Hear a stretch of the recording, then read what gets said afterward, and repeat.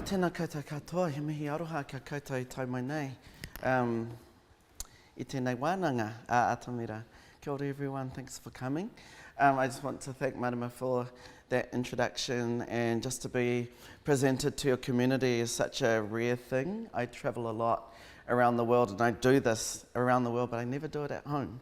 So it's really beautiful to have this opportunity to share some of the stories, some of the ideas and some of the things that I think are globally relevant and also kind of really important as our next steps in being artists and being people, and sort of the different views that we encompass and can potentially align with and put out into the world. And that's really the key of this talk today. It's cracking me up because as the artistic director, this was my idea and it was really hard to do myself. You know, and I just sort of think, oh wow, there's something really incredible about the way we wear different hats and the way that those hats have different responsibilities and different parts to play. And also the sort of the avenues by which, for example, if you're a dancer, what that means to occupy space, what that means in your body to be free and open and available for information. Also the same thing, what it means to be a choreographer, and to do the research and to find the impulse and to bring the truth to the people. And then what it is to be a director and how it is to manifest relationships and connections that can take what you're doing on a bigger level. I think that one of my sort of beliefs is that all of those things are possible for all of us. And the reason why I think that's important is because tino rangatiratanga, or our own self-determination, is sort of in our hands. It's in the palm of our past, our present and our future is in our own mana. And so Atamira to me came from mana. I come from the mana of my ancestors and my whenua, and I dream the mana of our people into the future. This book is called Biography, and it's an interdisciplinary quarterly, and it's called The Baleful Post-Coloniality. And it's an interesting, the reason why I bought this book is because this is how we know that what we have experienced and endured has value to others. It's not your own, it is your personal journey, but it's actually a journey that many, many people around the world have to go through every single day. And how do we make sense of those things, and what do we do about those things? How can our experiences inform social change and create transformation that empower us and make us feel strong and present and making choices? So the other thing too is that we often think that the body is the sole way in which we can express our identity as dancers, but I feel like one of the things that my journey and my pathway has taken me in life is to see that everything plays a part, from your words, from your speaking, from what you write, from what you put out there on a daily basis, on social media, whether you wrote an essay, whether you go to academia, whether you sit face to face in front of your wharenui and speak to your carvings, like all the different ways in which we communicate inform our dance and inform our life. And then questions become bigger because it's like, well, what is dance and what is life? So the sharing that I'm going to do today touches on some of those little things and aspects. And I hope that it's informative, interesting, and stirs something useful. Kia ora. So I'm going to start with a little reading, and this kōrero was in relation to a very dear friend of mine. Her name is Jacqueline Shea Murphy, Dr. Jacqueline Shea Murphy, and she is a dance scholar. She's American, and we've had a long, like over 10-year relationship. She works in the field of Indigenous contemporary dance, and it's really through her interest in the work that I have been doing here that sort of catapulted me onto sort of more of a global stage and a framework, and then it totally influenced the way that I conducted myself and the types of things that I've done. And for the people who were here yesterday, we looked at Moss's wonderful choreographic background and history, very prolific choreographer, like over 20, 30 works, and you can see this wonderful timeline. And My journey's taken another whole different tangent, and it really doesn't look like that at all. And, I'm here to represent my journey and my path as truthfully and as honestly as possible, because that is what the seat is all about.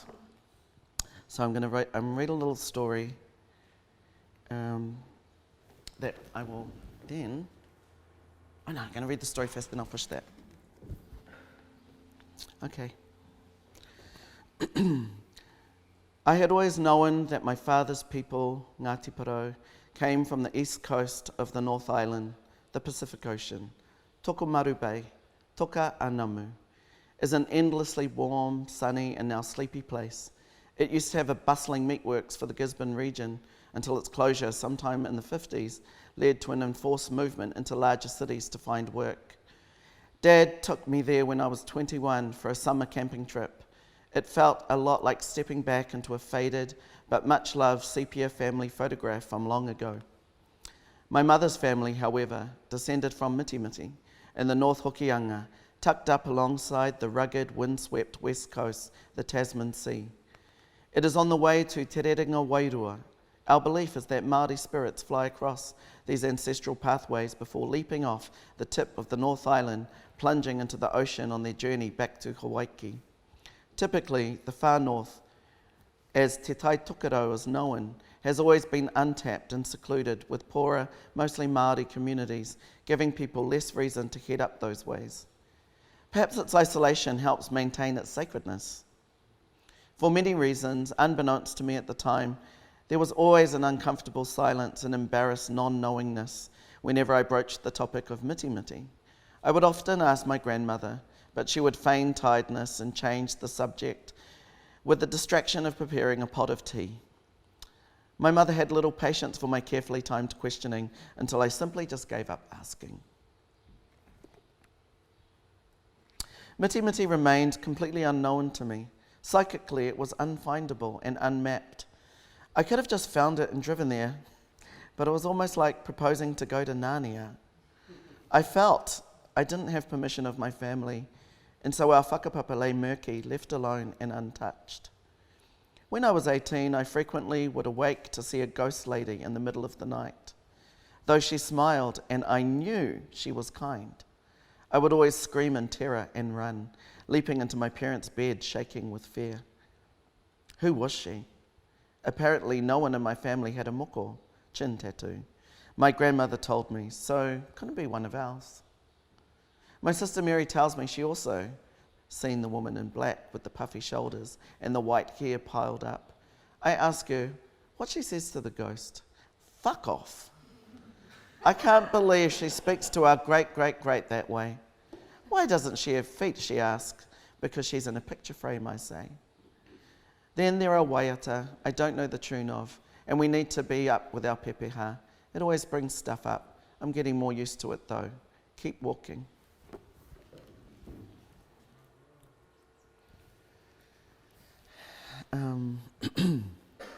Yeah, so I guess a major part of this exploration and sort of, I guess why I started Atamira was to have a space to think about these questions, a space to belong and a space to create from. And pepeha, I think, is a really powerful way in which we as Māori understand our relationships all the way to ngā atua. And we have our creation stories, we have our traditions, we have our tribal differences, but the bigger part of that is that we have a wayfinding that allows us to understand that we are bigger than this moment and the next moment. So when I was growing up, I wasn't able to access the inner self that felt things but needed some words, it needed some names, it needed language. And when my grandmother passed away in 2010, her sister gave our whakapapa finally on a piece of paper. And I was thinking about how generationally things are just held until the right moment for the next thing to emerge. So that's something that I've sort of started to understand, that it's not a case of going, why didn't it come, where was it? It was just waiting for the right time. So this journey has really just been about patience and understanding how knowledge works and all the cyclical ways that it kind of comes from and new reflections that can emerge from that. One thing I love about pepeha is the ability to recite language, kōrero, places in a particular way that brings around you a type of focus. What you do with that focus is up to you, and I think that that's the power of it. Not everyone has a pepeha, not everyone has a pepeha that's intact, and there are reasons for that. And so I became really curious about those reasons and what that might mean for all of the dancers who are involved in an organisation like Atamira with a kaupapa Māori focus that makes us engage, whether we like it or not, with what that is. So when I first started sort of asking these questions and sharing that with the dancers to explore as well, that brought through a lot of emotion. It brought through a lot of blockages. It brought through things that needed to be addressed that we didn't have skills for. And I think about those intergenerational lines and the things that are different now because people went through different things at different times. And one of the things I understood about whakapapa was that when our reo and our traditions were going to be challenged because of colonisation and other various things, a part of putting that information into hiding was to wait until the coast was clear so that those sacred things could be practiced again. But the problem with that is that there were generations that missed out on that information, and then that caused a bunch of other interesting things.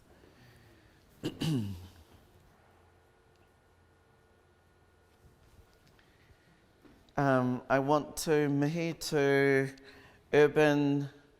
urbanness and my generation growing up in Te Aratu in West Auckland and what that might mean, I guess, in terms of our parents' generation who post-war were looking for other opportunities in the new emerging cities of Aotearoa. And so this kind of urban juncture is kind of an interesting space, I believe, to question these notions of how do our energies transport, how do they translate, are they relevant, are they there, are they not there, how do we live our tikanga, how do we live our values. There's a lot of assimilation that happens not just in Aotearoa, but around the world, where people are just trying to basically not get killed, not get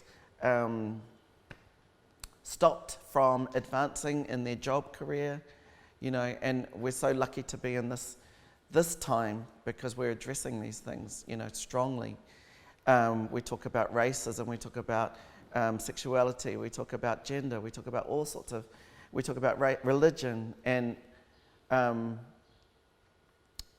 we're consciously moving from place to place, and I think there's something beautiful about this image because it's sort of like the different motions and become our own ancestor, like we become our own lineages within our own cells that are connected to others. And so maybe there's like a mirror, and that becomes the potential, like what is the potential and what is the portal of these stories. I'm going to keep moving.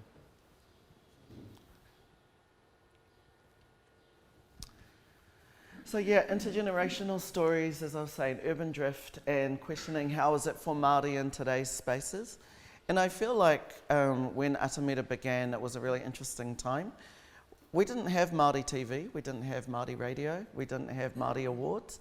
We didn't have a Māori dance, well, we did have a Māori Dance Company, but not like we do now. So all of these things have kind of evolved really over the last 20 years. And if you think about that, it's a blink of an eye. And in that blink of an eye, we've come forward and we think that we're all good now, and we are all good now. This is as good as it is at this point. but my curiosity is like, how is it? How are we deepening into it?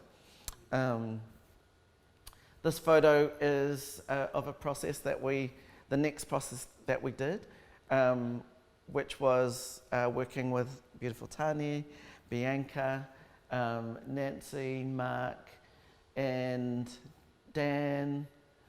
Who else was in that work? And we sort of extended conversations into characters and stereotypes and walked around the community. Kelly Nash was in that. And we started exploring just our local terrain, you know, with all these ideas that our places where we come from are so far away.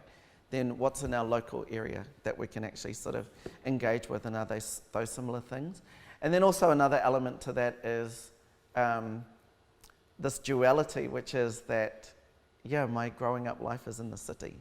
And so that is actually my tribe, and that is actually my knowledge, and that is actually my sort of way of being, but does that discount other things that are inside, you know? So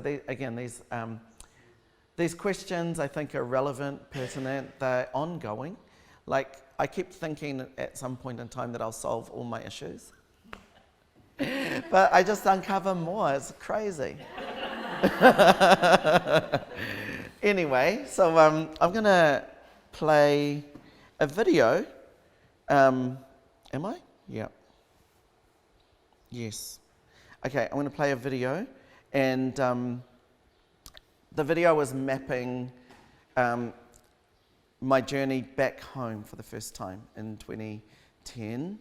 And you'll see the dancers and me kind of going into the space. You'll see a younger version of me, really hot-looking version. And yeah, I don't need to talk about it anymore. I'll just show you. Here we go. Let's go there. Let's go there. Let's go here.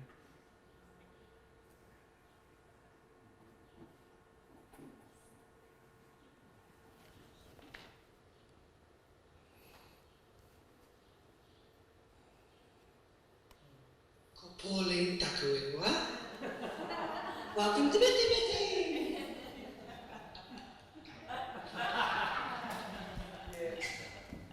Today on the Marae, I'm going to tell you fellas a little story. Dear story to my heart. You see? Gotta find out. All right. Let's just take a breath in. Poo-ha. Cool, thanks for sharing that story.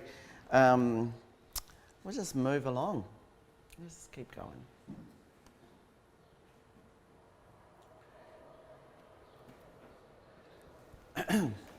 So, another little reading.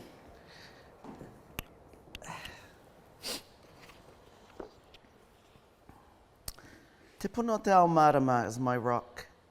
It was sourced on my second and up till now the last time to the Hokianga Harbour, the gateway to the magic, mystery and power of the north. The name is after a sacred spring that carries a wairua from our early memories in this land. The spring of the world of light or enlightenment, where my mentor took me to see this sacred place. You must be tribally related to be shown. After the disappointment I felt when I wasn't fully understood or received at my marae. I reached inside the chasm of the rock face to see a pulsating green heart stone at its source. I reached my hand in, my body into this dark space, being called, summoned by this ... rock that came out of its ancient connection to the land in my hand as easy as Excalibur. Since then, we have been imprinted together, and my connection to this place is of the everlasting. This rock, or kohatu, insisted on making this voyage with me through LAX, returning back to Hawaii, in the origin story of this spring. Some versions say Kupe, first Polynesian discoverer of Aotearoa from the land of our ancestors, Hawaii, turned his son, Tuputupu Whenua, into the spring through our old magic to keep him there in the land, as the son wanted to return to Hawaii with his father. My kohatu told me through his own rock language that he wanted to go to Hawaii with me. I definitely feel sometimes that I'm a conduit for its voice and knowing, even if it makes me feel self-conscious. It's all a bit much sometimes, but we're cool, him and I.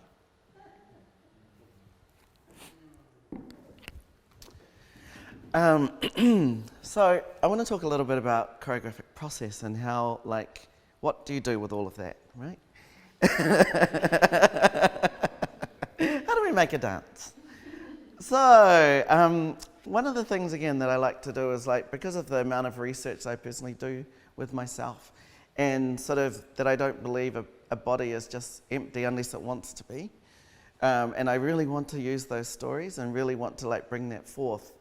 In terms of all ways of thinking, sort of our multi-dimensional ways of being a person and being Māori and being an artist and sort of being a son and being a relative and being queer and being everything that we all are.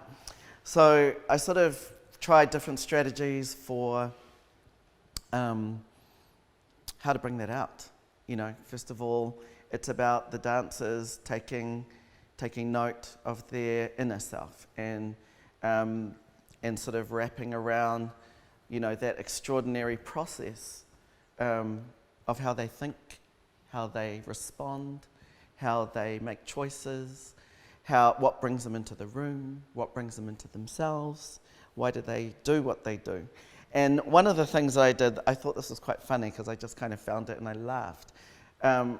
One of the things that I did was asked them, I interviewed them, so sort of people's stories are really important, and then I took words that they said. I don't know if they knew this. I took words that they said and then I put it into a computer and it spat out something like this. So this is Gabby.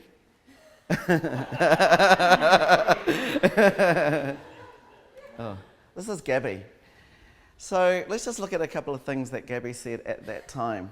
So herself, I dance with intensity, I am professional, I detach from negativity, I am confidence and love. What she said about her dance, I create and use image vocab in many ways, I interpret and or manipulate relationships to time and space, I move to my fullest expression and connection.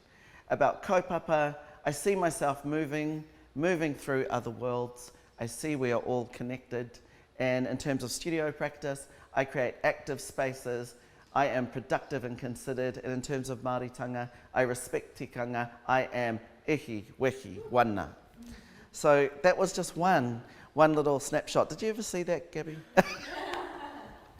So this is kind of like informed my process for like, because I think about the terms of conditions.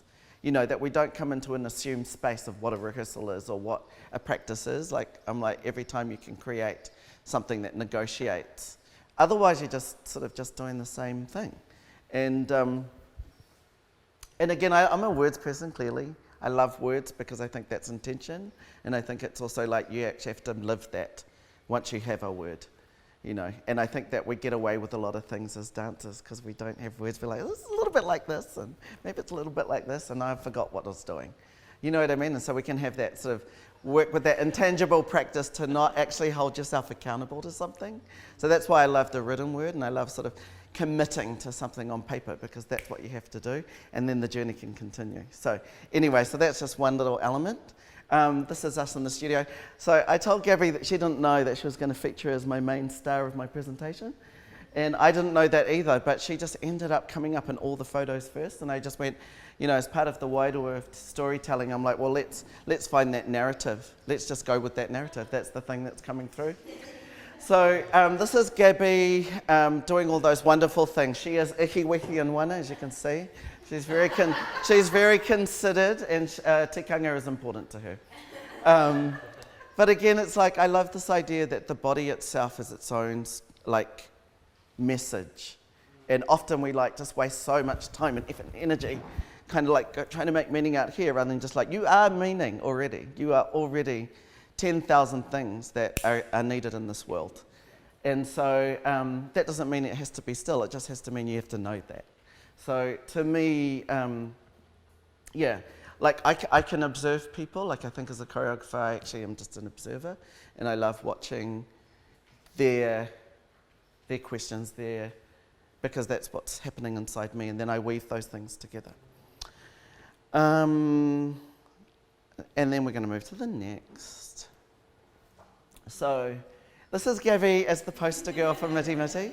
So she went on a big journey, and I love this shot. I think this shot is really epic for so many reasons. We did that with Shabnam, and we're just kind of exploring the icon of all the things that I was just talking about. Like, what does that mean to be that pure representation of that energy and of that desire? The work that Miti Miti enabled me to do beyond just presenting one season at Q Theatre was that it sort of like gave me a platform to think about these things. So global indigeneity is something that that I'm investigating and that I explore and that I speak to. I want to acknowledge Charles Royal and the Whare Tapere for being, like, in addition to my dance training with Atamira, that research process into our relationship to the natural world actually was very healing and very kind of information driven. And there's a lot that comes with looking at just observing the ocean, feeling clay, feeling sand, dancing on sand, totally different from dancing on a dance floor.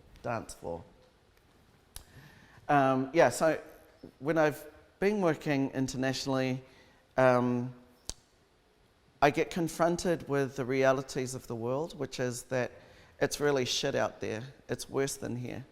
And people are not, many nations are not recognized within one nation, you know, and the splintering of people's to their whenua has sort of, you know, created this where we are today, which is the predicament of how we're living as humans, how we're experiencing the globe, where our freedoms are, where our prosperity and sustainability is. And, you know, we've been having these conversations recently about, you know, just kind of the environmental, like the way that the world is actually showing us that there's something kind of not quite right. You know, so for me, that sort of, we're coming into a new space, I think, of consideration about what indigeneity is, and it's not just these little separated things. It's like we have to kind of understand something more. The healing methodologies, I'm just using words to try and capture something that, you know, gives it purpose and meaning. And one healing methodology that I've been doing is Movement for Joy. In this very space, we've been inviting people for an entire year. I went through all my photos, because I take a photo after every class just to demonstrate that people were there. People did want to come to connect. People did want to be in their bodies. People did want to recalibrate through being in a community. And so I take those pictures to emphasize that, to push it out into the world, that those are the things more so than, and yes, having an individual focus is necessary too, and there's time for that. But I think that there are also really important times coming where we, like now, we can sit in the room together and like feed that that space with our knowledge and our insight and our listening. Finding connection to the planet, I've just talked about that, and igniting consciousness. And I like to sort of think about the work that I do. Yes, I do make some dances sometimes, but that to me is just like one level. But I think the bigger level of the work that I can do is through story sharing and sort of putting things out there so that people can think about those things. And I've been really super informed by just what comes back, you know, and I really encourage us as New Zealanders to think broadly, to actually be willing to put ourselves out of like the parameters that we know here, because it helps you see it in a different way, totally different way. So these are first and foremost kind of in my mind and in my sort of being about what's important, and I feel like I'm going to show you a snippet of the last time we did Miti Miti at Q Theatre, and then I can just finish off with that.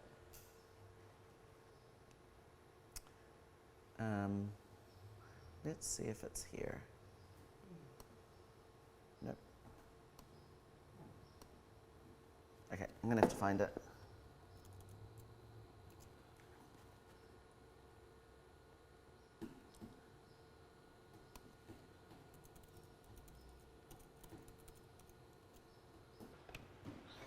I'm just gonna read this.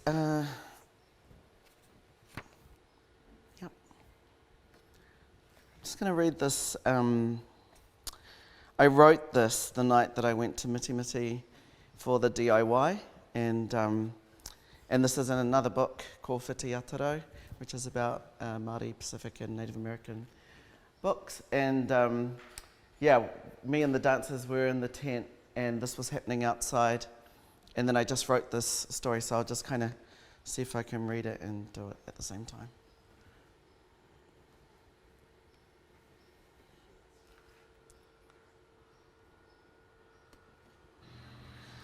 I was trying to go to sleep, but a mosquito woke me up. And besides that, I have this unrequited melancholia. We say muke muke, a feeling of longing, missing. I am feeling this the night before I leave Auckland and head to Miti Miti for the Marae DIY. That place just always does it to me. Ask how many times I've been, I'd actually forgotten. I thought it was twice and then totally remembered a third. So it's my fourth time. I was thinking of each time I've been and how precious it's been. How like unwrapping a treasure, dusty keepsake. I'm very careful not to ruin it. I'm wondering why I'm not happy or joyous. I mean, I'm going to where I came from, and then it has started to dawn on me that for whatever reason, my ancestors moved and left behind the wairua that was a part of who we were. So the reason I forget how many times is because my spirit has gone back many times, drifting back and forward. And then it has started to dawn on me that for whatever reason, well, sorry, not that guy. Shh. Okay, we'll just do that. And then it has started to dawn on me that for whatever reason, my ancestors moved and left behind the wairua that was apart. Okay, we've done that bit. I forget how many times, drifting back and forth through my memories, the videos I've made, the things I've written, the stories I've told, the dances I've made, and see all the taonga that I've generated in honour of something so important to me. I think about this as I feel the discomfort, the unfamiliarity, the not having yet established belonging, the place of existence I myself have made peace with, and see my past, present, future views never ever erasing the truths in the way it was, is, and can be. I just have to believe we can do this. We can heal. We can find peace. Be the peace. Offer the peace. I will always be driven by the pain and the love. Mauri ora. Okay.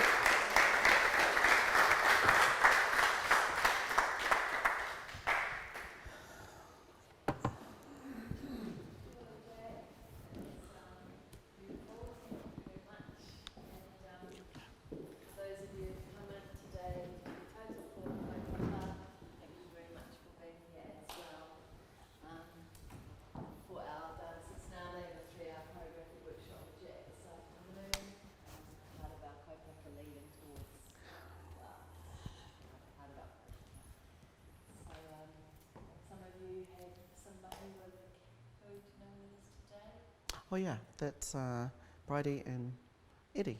Bridie, Eddie and Jack. Yeah. It's in Corban next door, and it's lunch. It's 12 o'clock, so see you back. Kia ora, kia ora, kia ora.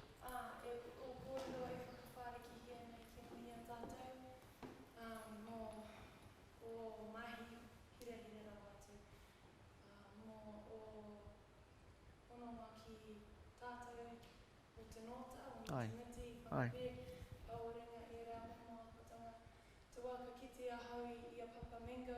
Ai.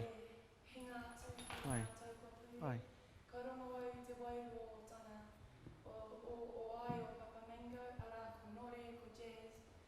Mm. Mm. Mm.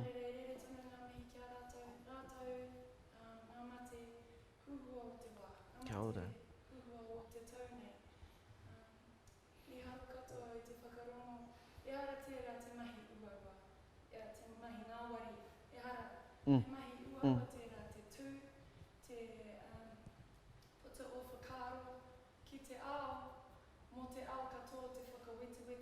Ai. Reira, e mihi paku tēnei, te mihi Ko atu ora. kia koe. Kia ora.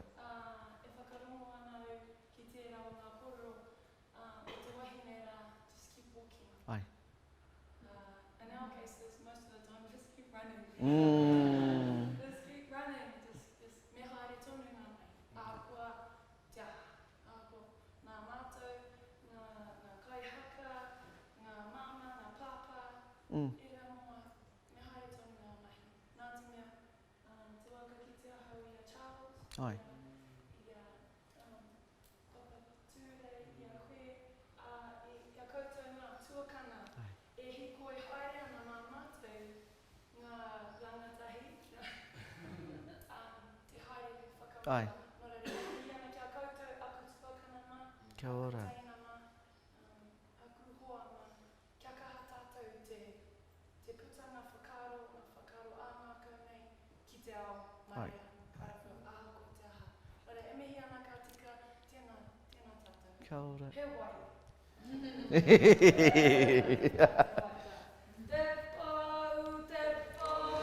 Te toko toko I whenuku, te toko toko I wherangi, toki atu ki a.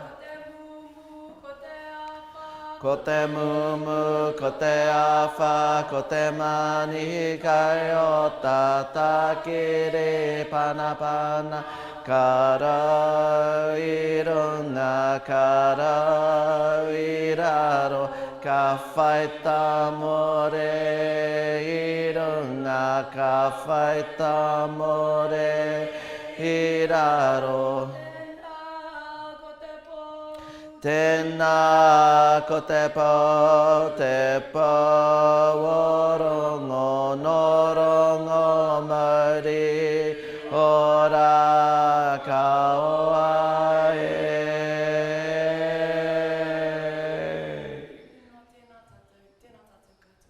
Kia ora. Te Māori ora, te honore, te tipuna homai, kia utuku wairoa ki te aroha. Ko te ngākau tapatahi kā tātou, e whiwhi ai tātou, ki ngā mea hohonu. Kei te maunga nui, te pono o te awa, haere mai ki toku whānau, me hoki mai te whakapapa. Hui katoa nei taonga, ki rongi I te kaupapa o te Atamira. Kia whakatapungia ki te aroha, kia whakanuia, I roto I te aroha, kia paheretea ki te aroha. Haumi e, hui e, tai ki e. Kia ora mai tātou. Thanks everybody.